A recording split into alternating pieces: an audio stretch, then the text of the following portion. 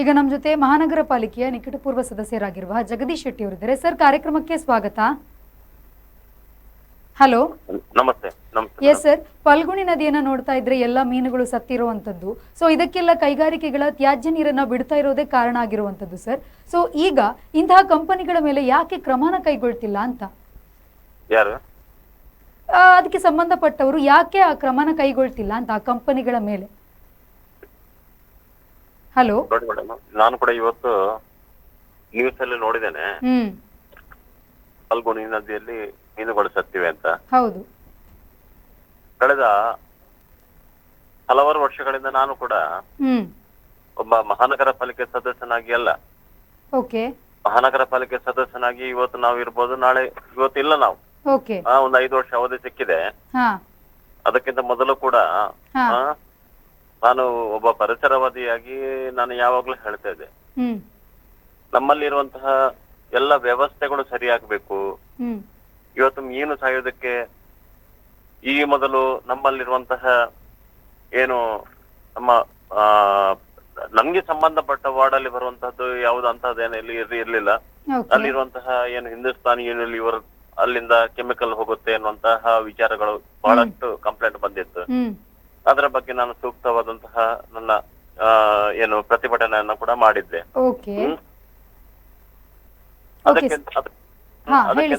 ಅದಕ್ಕೆ ಭಿನ್ನವಾಗಿ ನಮ್ಮಲ್ಲಿರುವಂತಹ ಯುಜಿಡಿ ಸಿಸ್ಟಮ್ಗಳು, ಯುಜಿಡಿ ಸಿಸ್ಟಮ್ ಅಕಾರ್ಡಿಂಗ್ ಟು ನಮ್ಮ ಸುಪ್ರೀಂ ಕೋರ್ಟ್ ಆರ್ಡರ್ ಪ್ರಕಾರ ನಮ್ಮ ಗ್ರೀನ್ ಟ್ರಿಬ್ಯುನಲ್ ಆಕ್ಟ್, ಓಕೆ, ಅಲ್ಲಿ ಏನು ಇದೆ ನಮ್ದು UGD system, underground drainage system ಗಳಲ್ಲೆಲ್ಲ ಅದು ಪ್ರತಿಯೊಂದು ವಾರ್ಡ್ಗಳಲ್ಲಿ ಪ್ರತಿಯೊಂದು ವ್ಯವಸ್ಥೆಗಳಲ್ಲಿ ಅದು ವೆಟ್ವೆಲ್ಗೆ ಹೋಗಬೇಕು. ಅದು ವೆಟ್ವೆಲ್ಗಳಿಂದ ಅದು ಸಂಸ್ಕರಣ ಆಗ್ಬೇಕು ಅನ್ನುವಂತ ವಿಚಾರಗಳಿದೆ. ಅದು ಕೂಡ ಇಲ್ಲಿ ಸಮರ್ಪಕವಾಗಿ, ಅಂದ್ರೆ ಐ ಥಿಂಕ್ ಈಗ ನಮ್ಮ ಮಂಗಳೂರು ಇದು ಓಲ್ಡ್, ಇನ್ನು ಕೂಡ ನಮ್ದು ಇನ್ಫ್ರಾಸ್ಟ್ರಕ್ಚರ್ ಏನು ನಮ್ದು ವ್ಯವಸ್ಥೆಗಳು ಬದಲಾಗ್ತಾ ಇದೆ, ಅಭಿವೃದ್ಧಿಗಳು ನಡೀತಾ ಇದೆ. ಆದ್ರೆ ಇಂಟರ್ನಲ್ ವ್ಯವಸ್ಥೆಗಳು ಕಾಂಕ್ರೀಟೀಕರಣ, ಡ್ರೈನ್ ಸಿಸ್ಟಮ್, ಯುಜಿಡಿ ಸಿಸ್ಟಮ್ ಗಳೆಲ್ಲ ಅಭಿವೃದ್ಧಿ ಆಗೋ ಅದಕ್ಕಂತಹ ವ್ಯವಸ್ಥೆಗಳಾಗಬೇಕು. ವೆಟ್ವೆಲ್ಗೆ ಹೋಗೋ ಬದಲು ಅದು ಕೂಡ ನದಿಗೆ ಹೋಗ್ತದೆ, ನದಿಗೆ ಸೇರ್ತದೆ, ನದಿಗೆ ಸೇರ್ತದೆ. ಅದು ಕೂಡ ಅಲ್ಲಿ ಸಮಸ್ಯೆಗಳು ಬರ್ತಾ ಇದೆ. ಮತ್ತೆ ಇತ್ತೀಚಿನ ದಿವಸಗಳಲ್ಲಿ ಅದೆಷ್ಟು ಅದೇ ಗ್ರೀನ್ ಟ್ರಿಬ್ಯುನಲ್ ಆಕ್ಟ್ ಪ್ರಕಾರ ಏನು ಅದು ವೆಟ್ವೆಲ್ಗೆ ಹೋಗಬೇಕು, ಅದನ್ನು ಕೂಡ ಎಷ್ಟು ನಾವು ಸಮರ್ಪಕವಾಗಿ ಅಧಿಕಾರಿಗಳಿಗೆ ನಾವು ಮನದಟ್ಟು ಮಾಡುವ ವಿಚಾರಗಳನ್ನು ಕೊಟ್ಟರು ಕೂಡ ಅದರ ಬಗ್ಗೆ ನಾವು ಮುಖ್ಯ ವಿಚಾರಗಳ ಬಗ್ಗೆ ನಾವು ಕೇಂದ್ರೀಕೃತ ಮಾಡಬೇಕು. ಮತ್ತೆ ಇವತ್ತು ಮೀನುಗಳು ಸತ್ತಿವೆ ಅಂತ ಹೇಳಿದ್ರೆ ಅದು ಒಂದು ದಿವಸದಲ್ಲಿ ಅಲ್ಲಿ ಎಲ್ಲೋ ಏನೋ ಒಂದು ಸಮಸ್ಯೆ ಆಗಿರ್ಬೇಕು. ಮತ್ತೆ ಒಂದು ಕಳೆದ 2 ದಿವಸಗಳಲ್ಲಿ ಇಡೀ ವಾರ್ಡ್ಗಳಿಂದ ಕಂಪ್ಲೇಂಟ್ ಬರ್ತಾ ಇದೆ, ಸೊಳ್ಳೆಗಳು ಅಂತ. ಸೊಳ್ಳೆಗಳು ವಿಪರೀತ ಸೊಳ್ಳೆಗಳು, ಅದು ಕೂಡ ಏನು ಒಂದು ರೀತಿಯಲ್ಲಿ ಎಲರ್ಜಿ ತರುವಂತಹ, ತುರಿಕೆ ತರುವಂತಹ ಸೊಳ್ಳೆಗಳು ಕಚ್ತಾ ಇದೆ ಅಂತ 1,000 ಕರೆಗಳು ಬರ್ತಾ ಇದೆ. ನಮ್ಗೆ ಇಲ್ಲಿ ಫಾಗಿಂಗ್ ಮಾಡ್ಬೇಕು, ನಮ್ಗೆ ಇಲ್ಲಿ ಏನು ಸ್ಪ್ರೇ ಮಾಡಿ ಅಂತ. ಸ್ಪ್ರೇ ಮಾಡಿ ಫಾಗಿಂಗ್ ಮಾಡೋದಕ್ಕೆ ಪ್ರಯೋಜನ ಇಲ್ಲ, ಮೂಲವನ್ನು ಕೊಡ್ಬೇಕು. ಕೆಲವು ಜನ ಹೇಳ್ತಾರೆ ಅಲ್ಲಿ ಏನು ಸುಲ್ತಾನ್ ಬತ್ತೇರಿಯಲ್ಲಿ ಈಗ ಇದಾಗ್ತಾ ಇದೆ, ಅಭಿವೃದ್ಧಿ ಕಾರ್ಯಗಳು ಏನು ಬ್ರಿಡ್ಜ್ ಆಗ್ತಾ ಇದೆ, ಓಕೆ, ಸುಲ್ತಾನ್ ಬತ್ತೇರಿಯಿಂದ ತಣ್ಣೀರ್ ಬಾವಿಗೆ ಒಂದು ಬಹಳ ಕನಸು, ಒಂದು ಒಳ್ಳೆ ವಿಚಾರಗಳದೆಲ್ಲ, ಓಕೆ, ಅದೆಲ್ಲ ಅಭಿವೃದ್ಧಿ ಕಾರ್ಯಗಳು. ಅಭಿವೃದ್ಧಿ ಕಾರ್ಯಗಳಾಗುವಾಗ ಅಲ್ಲಿ ಏನೋ ಫಲ್ಗುಣಿ ನದಿಯನ್ನ ಇವತ್ತು ದಡೆ ಕಟ್ಟಿ ಅಲ್ಲಿ 2 ಕಡೆಯಿಂದ ಕೂಡ ನೀರು ಸ್ಟಾಗ್ನೆಂಟ್ ಆಗಿದೆ. ಅದರಲ್ಲಿ ವೇಸ್ಟ್ ಇದು ಹರಿಯುವಂತಹ ಒಂದು ಒಳ್ಳೆ ನೀರಿನ ಬದಲು ಅಲ್ಲಿ ಸ್ಟಾಗ್ನೆಂಟ್ ನೀರುಗಳು ಶೇಖರ ಆಗಿದೆ ಅನ್ನುವಂತಹ ಕಂಪ್ಲೇಂಟ್ ಅನ್ನು ಜನ ಕೊಡ್ತಾ ಇದ್ದಾರೆ. ಇದಕ್ಕೆ ಏನು ಅಂತ ನಮ್ಮ ಮುಖ್ಯ ಅಧಿಕಾರಿಗಳು, ಜಿಲ್ಲಾಧಿಕಾರಿಗಳು ಅಥವಾ ನಗರ ಆಡಳಿತ ವ್ಯವಸ್ಥೆಗಳು ಅಂದ್ರೆ ಇದು ತಪ್ಪು ಅಂತಲ್ಲ, ಇದರಿಂದಾಗಿ ಸಮಸ್ಯೆಗಳು ಉದ್ಭವ ಆಗಿರ್ಬಹುದು ಎನ್ನುವಂತಹದ್ದು ಇರಬಹುದು. ಮತ್ತೆ ಕೆಮಿಕಲ್ ಒಂದೇ ದಿವಸದಲ್ಲಿ ಕೆಮಿಕಲ್ ಬರುವಂತದ್ದು ಏನು ಮಂಗಳೂರು ನಗರದಲ್ಲಿ ಅಂತಹದ್ದು ಕೆಮಿಕಲ್ ಫ್ಯಾಕ್ಟರೀಸ್ ಈಗ ಸದ್ಯಕ್ಕೆ ಇಲ್ಲ. ನಮ್ಮಲ್ಲಿ ಇದ್ದಂತದ್ದು ಹಿಂದೂಸ್ತಾನ್ ಲಿವರ್ ಮಾತ್ರ. ಅಂತ ಹಿಂದೂಸ್ತಾನ್ ಲಿವರ್ ಈಗ 2 ವರ್ಷ ಆಯ್ತು. ಅದು ಕೂಡ ನಮ್ಗೆ ಒಂದು ಅಭಿವೃದ್ಧಿಗೆ ಒಂದು ಒಳ್ಳೆ ವ್ಯವಸ್ಥೆಗಳಾಗಿತ್ತು. ಅಲ್ಲಿ ಕೂಡ ಏನು ಅಂತದ್ದು ಇಲ್ಲ ಅಂತ ಒಂದು ಮನವರಿಕೆ ಆಗಿತ್ತು. ಅದನ್ನ ಅಧಿಕಾರಿಗಳು ಅದನ್ನ ಮನದಟ್ಟು ಮಾಡ್ಬೇಕಿತ್ತು. ಈಗ ಇಲ್ಲಿರುವಂತಹ ಏನು ಮೀನು ಸತ್ತದ್ದು ಮತ್ತೆ ವಿಪರೀತ ಸೊಳ್ಳೆಗಳು ಬಂದದ್ದು, ಇದಕ್ಕೆ ಏನು ಪೂರಕವಾದಂತಹ ವ್ಯವಸ್ಥೆ, ಇದಕ್ಕೆ ಸಮರ್ಪಕವಾದಂತಹ ಏನು ಮೂಲ ಸ್ಥಾನ ಎಲ್ಲಿದೆ ಅಂತ ಎನ್ನುವಂತಹದನ್ನ ಕಂಡು ಹಿಡಿಯುವಂತಹ ಒಂದು ವ್ಯವಸ್ಥೆ ಆಗ್ಬೇಕು. ಅದರಿಂದಾಗಿ ಪ್ರಯೋಜನ ಆಗ್ಬೋದು ಅಷ್ಟೇ. ಒಂದು ಮಾಜಿ ಮಹಾನಗರ ಪಾಲಿಕೆ ಸದಸ್ಯನಾಗಿ ನಾನು ಇಷ್ಟೇ ಹೇಳ್ಬೋದು, ಅದಕ್ಕಿಂತ ಮೊದಲು ಹೆಚ್ಚು ಹೇಳಿಕೆಲ್ಲ. ಯಾಕಂದ್ರೆ ಅಭಿವೃದ್ಧಿ ಆಗ್ಬೇಕು, ಸಮಸ್ಯೆಗಳಾಗುವಾಗ ಏನೋ ಅದಕ್ಕೆ ಉತ್ತರವು ಸಿಗ್ಬೇಕು ಅನ್ನುವಂತ ವಿಚಾರಗಳಷ್ಟೇ. ಅಲ್ಲ, ಮಹಾನಗರ ಪಾಲಿಕೆಯಲ್ಲಿ ಆಡಳಿತ ವ್ಯವಸ್ಥೆ ಇಲ್ಲ ಅಂತ ಹೇಳ್ಬೋದು, ಆದ್ರೆ ಮಹಾನಗರ ಪಾಲಿಕೆಯಲ್ಲಿ ಅಧಿಕಾರಿಗಳಿದ್ದಾರಲ್ಲ. ಖಂಡಿತ ಇದ್ದಾರೆ ಸರ್. ಅವರೆಲ್ಲ ಹೋದ್ರು ಅಂತ ಆಗ್ಬೇಕಲ್ಲ, ಹುಡುಕ್ಬೇಕು. ಅಲ್ಲಲ್ಲ, ಒಂದೇ ದಿವಸದಲ್ಲಿ ಏನೋ ಒಂದು ಸಮಸ್ಯೆ ಬಂತು ಅಂತ ಹೇಳಿದ್ರೆ ಒಂದೇ ದಿವಸದಲ್ಲಿ ಸಮಸ್ಯೆ ಬಂದದಲ್ಲ, ಸಾಧ್ಯ ಇಲ್ಲಲ್ಲ ಅವರಿಗೆ ಕೂಡ. ಇದು ಒಂದೇ ದಿವಸದ ಸಮಸ್ಯೆ ಅಲ್ಲ. ಈ ಬಗ್ಗೆ ನಾವು 4-5 ಏನೋ ಸರಿ ಕಾರ್ಯಕ್ರಮ ಮಾಡಿದ್ದೇವೆ ನಿರಂತರವಾಗಿ. ಆದ್ರಿಂದಾಗಿ ಸುಮಾರು 6 ತಿಂಗಳಿಂದ ಈ ಸಮಸ್ಯೆ ಇದೆ. ಫಲ್ಗುನಿ ನದಿಗೆ ಪರಿಸರ ಸಹ್ಯವಲ್ಲದಂತಹ ಕೊಳಕು ನೀರನ್ನು ಕೆಲವು ಕಾರ್ಖಾನೆಗಳು ಬಿಡ್ತಾ ಇದ್ದಾರೆ ಅಂತ ಹೇಳಿ. ಆದ್ರಿಂದಾಗಿ ಫಲ್ಗುನಿ ನದಿ ಡೆಡ್ ಸಾಧ್ಯತೆಗಳಿವೆ ಅಂತ ಹೇಳಿ. ಸರ್ ಹೇಳಿ ಸರ್. ಹಲೋ, ಹೇಳಿ ಸರ್, ಹೇಳಿ. ಅಲ್ಲ ಸರ್, ಹೇಳ್ತಾ ಇದ್ದಾರೆ ಕಳೆದ 6 ತಿಂಗಳಿಂದ ಕಾರ್ಖಾನೆಗಳಿಂದ ನೀರು ಬರ್ತಾ ಇದೆ ಅಂತ ಮೀನು ಸಾಯುವಂತಹ ಕಾರ್ಖಾನೆಗಳು ನಮ್ಮ ಪರಿಸರದಲ್ಲಿ ಯಾವುದಂತ ಇದೆ ಅಂತ ಅವರಿಗೆ ಮನದಟ್ಟು ಮಾಡಿ ನಂಗೆ ಹೇಳ್ಬೋದು ಅಂತ ನಾನು ಕೇಳ್ತಾ ಇದ್ದೇನೆ. 3 ವರ್ಷದ ಮೊದಲು ನನ್ಗೆ ಹಿಂದೂಸ್ತಾನ್ ಯೂನಿಲಿವರ್ನ ಒಂದು ವ್ಯವಸ್ಥೆ ಸಾವಿರಾರು ಜನದಲ್ಲಿ 100 ಜನ ಅಲ್ಲಿ ಕೆಲಸ ಮಾಡ್ತಾ ಇದ್ರು. ಪಾಪ ಅವ್ರದ್ದು ಕೆಲಸ ಕೂಡ ಹೋಯ್ತು, ಅದೆಲ್ಲ ವಿಚಾರಗಳು. ಆದ್ರೆ ವೈಜ್ಞಾನಿಕವಾಗಿ ತಿಳಿಸೋದಾದ್ರೆ ಅಭಿವೃದ್ಧಿ ಆಗುವಾಗ ಕೆಲಸಗಳು ಬೇಕು, ಅಲ್ಲಿ ಸಂಸ್ಕರಣೆ ಆಗುವಂತ ವ್ಯವಸ್ಥೆಗಳ ನಡುವೆ ಸಮಸ್ಯೆಗಳು ಏನು ಇದೆ ಅಂತ ಹಿಂದೆ ಕೂಡ ಹೇಳಿದ್ದೆ. ಈಗ 6 ತಿಂಗಳಿಂದ ಯಾವ ಕಾರ್ಖಾನೆಯಿಂದ ಮೀನು ಸಾಯುವಂತದ್ದು ವ್ಯವಸ್ಥೆಗಳು ಆಗಿದೆ ಅಂತ ನೀವು ಒಂದು ಕಡಖಂಡಿತವಾಗಿ ಹೇಳಬಹುದಾ ಅಂತ ನಾನು ಕೇಳ್ತಾ ಇರೋದು. ಎಲ್ಲಿ ಕಡಖಂಡಿತವಾಗಿ ಅಂತ ಹೇಳಿದ್ರೆ ನಿಮ್ಗೆ ಇಲ್ಲಿ ಬೈಕಂಪಾಡಿ ಇಂಡಸ್ಟ್ರಿಯಲ್ ಏರಿಯಾದಲ್ಲಿ ಮತ್ತು ಅದಕ್ಕಿಂತ ಈ ಕಡೆಗೆ ಅಂದರೆ ನಮ್ಮ MCF ಫ್ಯಾಕ್ಟರಿಯ ಹಿಂಬದಿಗೆ ಇರುವಂತಹ ಕೆಲವೊಂದು ಫ್ಯಾಕ್ಟರಿಗಳು ನೇರವಾಗಿ ಯಾವುದೇ ತಮ್ಮ ತ್ಯಾಜ್ಯವನ್ನ ಸಂಸ್ಕರಿಸದೆ ಹೊಳೆಗೆ ಬಿಡುವಂತಹ ಪ್ರಕ್ರಿಯೆ ಇದೆ.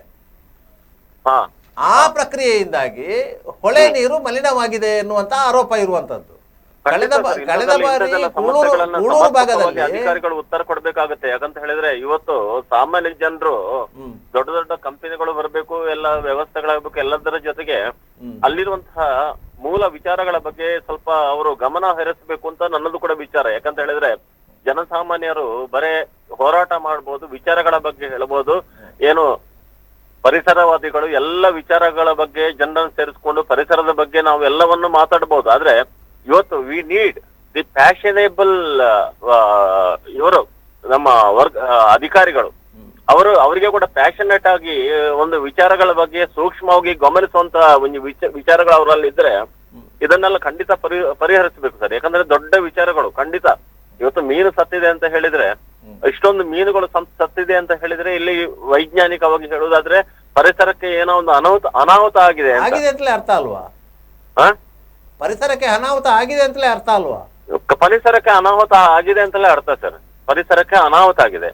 ನಿನ್ನೆಯಿಂದ ನನಗೆ ಒಬ್ಬ ಮಹಾನಗರ ಪಾಲಿಕೆ ಒಂದು ಮಾಜಿ ಸದಸ್ಯನಾಗಿ ಅದರ ಜೊತೆಗೆ ಒಬ್ಬ ಪರಿಸರವಾಗಿ ಎಲ್ಲರ ಒಬ್ಬ ಪ್ರಿಯನಾಗಿ ನಂಗೆ ಕೂಡ ಒಂದು 3 ದಿವಸದಿಂದ ನನಗೊಂದು 300ರಿಂದ 400 ಕರೆಗಳು ಬಂತು.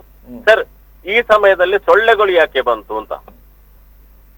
ಸೊಳ್ಳೆಗಳು, ಅದು ಕೂಡ ತುರಿಸುವಂತಹ ಸೊಳ್ಳೆಗಳು ಅಲರ್ಜಿ ಆಗ್ತಾ ಇದೆ, ಇದು ಏನು ಅಂತ ಒಂದು ಪ್ರಶ್ನೆಗಳು ಕೂಡ ಬಂತು. ಅನಾಹುತಗಳು ಯಾಕೆ ಬರ್ತದೆ ಅಂತ ಹೇಳಿದ್ರೆ ಇದನ್ನೆಲ್ಲ ನಮ್ಮಿಂದ ಇದಕ್ಕೆ ಉತ್ತರ ಕೊಡ್ಲಿಕ್ಕೆ ಸಾಧ್ಯ ಇಲ್ಲ. ನಾವು ವಿಚಾರಗಳ ಹೇಳ್ಬೋದು, ಈ ರೀತಿಯ ಒಂದು ವಿಚಾರಗಳಿಂದಾಗಿ ಇಂತಹ ಸಮಸ್ಯೆಗಳು ಬಂದಿರಬಹುದು ಎನ್ನುವಂತ ವಿಚಾರಗಳನ್ನ ನಾವು ಹೇಳುವಾಗ ಇದನ್ನು ಒಂದು ಪೂರ್ಣ ರೀತಿಯಲ್ಲಿ ಒಂದು ವ್ಯವಸ್ಥಿತವಾಗಿ ಇದನ್ನು ಗಮನಿಸುವಂತಹ ಅಧಿಕಾರಿಗಳಿದ್ರೆ ನಮ್ಗೆ ಬಹಳ ಒಂದು ಸಂತೋಷ ಸರ್. ಜನರ ಪರವಾಗಿ ಏನೋ ಒಂದು ಉತ್ತರ ಕೊಟ್ಟಾಗತ್ತೆ. ಯಾಕಂದ್ರೆ ನಾವು ಈ ವಿಚಾರಗಳಲ್ಲಿ ನಾವು ಏನು ಒಬ್ಬ ಪ್ರತಿನಿಧಿಯಾಗಿ ನಾವು ವಿಲನ್ ಕೂಡ ಆಗಬಾರದು ಇದರಲ್ಲಿ. ಯಾಕಂದ್ರೆ ಅಭಿವೃದ್ಧಿ ಆಗಬೇಕು, ಸಮಸ್ಯೆಗಳಿಗೆ ಉತ್ತರವೂ ಆಗಬೇಕು ಅಲ್ವಾ ಸರ್? ಅದೌದು ನೋಡಿ, ಸುಲ್ತಾನ್ ಬತ್ತೇರಿಯಿಂದ ತಣ್ಣೀರು ಬಾವಿಗೆ ಸೇತುವೆ ನಿರ್ಮಾಣ ಆಗಿದೆ. ಓಕೆ, ಅದಕ್ಕೆ ಪಿಲ್ಲರ್ ನಿರ್ಮಾಣ ಆಗುವಾಗ ಫಲ್ಗುನಿ ನದಿಗೆ ಮಣ್ಣು ತುಂಬಿಸಿ ಪಿಲ್ಲರ್ ನಿರ್ಮಾಣ ಮಾಡಿದ್ದಾರೆ. ಅದು ಅನಿವಾರ್ಯ ಆಗಿತ್ತು. ಈಗ ಪಿಲ್ಲರ್ ನಿರ್ಮಾಣ ಆಗಿದೆ, ಈಗ ಸೇತುವೆ ಗಾರ್ಡನ್ ಕೂರಿಸುವಂತ ಕೆಲಸ ಆಗಿದೆ. ತುಂಬಿಸಿದಂತ ಮಣ್ಣನ್ನು ತೆರವುಗೊಳಿಸುವಂತ ಕೆಲಸ ಆಗಿಲ್ಲ. ಯಾವುದನ್ನು ಸರ್? ಅಲ್ಲಿ ಮಣ್ಣು ತುಂಬಿಸಿದ್ರಲ್ಲ, ಮಣ್ಣು ತುಂಬಿಸುವ ಪಿಲ್ಲರ್ ಕಾಮಗಾರಿಗಾಗಿ ಅನುಕೂಲ ಆಗ್ಲಿ ಅಂತೇಳಿ ಮಣ್ಣು ತುಂಬಿಸಿದ್ರಲ್ಲ. ಮಣ್ಣು ತುಂಬಿಸುವಂತಹ ಅನಿವಾರ್ಯತೆ ಅಲ್ಲಿರುವಂತಹ ಏನು ಟೆಂಡರ್ ತಗೊಂಡಂತಹ ನಮ್ಮ ಕಾಂಟ್ಯಾಕ್ಟ್ ಇದ್ದಾರೆ ಅವರಿಗೆ ಕೂಡ ಅದು ಅನಿವಾರ್ಯವೇ? ಅನಿವಾರ್ಯತೆ ಇತ್ತು, ನಾವು ಒಪ್ಪಿಕೊಳ್ತೇವೆ. ಆದ್ರೆ ಕೆಲಸ ಮುಗಿದ ಮೇಲೆ ಪಿಲ್ಲರ್ ಮೇಲೆದ್ದು ನಿಂತ ಮೇಲೆ ಆ ಮಣ್ಣಿನ ಅವಶ್ಯಕತೆ ಏನಿದೆ? ಇಲ್ಲ, ಪಿಲ್ಲರ್ ಮೇಲೆ ಹೋಗ್ಲಿಲ್ಲ ಇನ್ನು ಕೂಡ. ಎರಡು ಕಡೆ ಅದಕ್ಕೆ ಸಂಪರ್ಕಿಸುವಂತಹ ಸೇತುವೆ ಏನು ಕಾಮಗಾರಿ ಆಗಿದೆ, ಆ ಸೇತುವೆ ನಡುವೆ ಇರುವಂತಹ ಆರ್ಚ್ ಶೇಪ್ನಂತಹ ಏನು ದೊಡ್ಡ ಒಂದು ಪಿಲ್ಲರ್ ಇದೆ, ಅದನ್ನು ಇನ್ನು ಲಿಫ್ಟ್ ಮಾಡುವಂತಹ ವ್ಯವಸ್ಥೆ ಖಂಡಿತ ಇರಬಹುದಲ್ಲಿ. ಆ ನಡುವೆ ಈಗ ಸೇತುವೆಗೆ ಅಲ್ಲಿರುವಂತಹ ನದಿಯನ್ನ ನದಿಗೆ ಏನು ಒಂದು ಅಡ್ಡಗೋಡೆ ಕಟ್ಟಿ ಅಲ್ಲಿ ಹರಿವು ಇರುವಂತಹ ನೀರು ಏನಿದೆ, ಆ ನೀರು ಹರಿತಾನೆ ಇದ್ರೆ ಮಾತ್ರ. ನೋಡಿ, ನಿಂತ ನೀರು ಯಾವಾಗ ನಿಲ್ತದೆ, ನೀರು ಹರಿತಾನೆ ಇರ್ಬೇಕು. ನಿಂತ ನೀರು ಯಾವಾಗ ನಿಲ್ತದೆ ಒಂದು ನೀರು, ಆಗ ಅಲ್ಲಿ ಕಲ್ಮಶ ಆರಂಭ ಆಗುತ್ತೆ, ಅಲ್ಲಿ ಸೊಳ್ಳೆಗಳು ಉತ್ಪತ್ತಿ ಆಗುತ್ತೆ. ಇದೇ ರೀತಿಯಲ್ಲಿ ಏನೋ ಒಂದು ವೈಜ್ಞಾನಿಕವಾಗಿ ಅದರ ಬಗ್ಗೆ ಒಂದು ಸಮರ್ಪಕವಾದಂತಹ ವಿಚಾರಗಳನ್ನ ಖಂಡಿತ ಅಲ್ಲಿ ಮಾಡ್ಬೇಕು. ಯಾಕಂದ್ರೆ ಕೂಡ್ಲೆ ಅದರ ಬಗ್ಗೆ, ಯಾಕಂತ ಹೇಳಿದ್ರೆ ನದಿಯಲ್ಲಿ ಅಲ್ಲಿ ಏನೋ ಒಂದು ಡ್ರೈನೇಜ್ ವಾಟರ್ ಸ್ಟಾಗ್ನೆಂಟ್ ಆಗಿದೆಯಾ, ಅಥವಾ ಅಲ್ಲಿ ಏನೋ ಕಲ್ಮಶವಾದಂತಹ ನೀರುಗಳಲ್ಲಿ ಸೊಳ್ಳೆಗಳು ಉತ್ಪತ್ತಿಯಾಗಿ ಅಲ್ಲಿಂದ ಬ್ರೀಡ್ ಆರಂಭವಾಗಿದೆಯಾ ಅಂತ ಹೇಳ್ಕೊಂಡು ಆ ನೀರಿಗೆ ಏನು ಸೊಲ್ಯೂಷನ್ ಮಾಡ್ಲಿಕ್ಕೆ ಸಾಧ್ಯ ಇಲ್ಲ. ಯಾಕಂದ್ರೆ ಅದು ಕುಡಿಯೋ ನೀರಿಗೆ ಮುಂದೆ ಅದು ಸಮರ್ಪಕವಾಗಿ ಹರಿಯುವಂತಹ ನೀರು ಎಲ್ಲ ಒಂದು ಸ್ಟಾಗ್ನೆಂಟ್ ಆಗಿದೆ.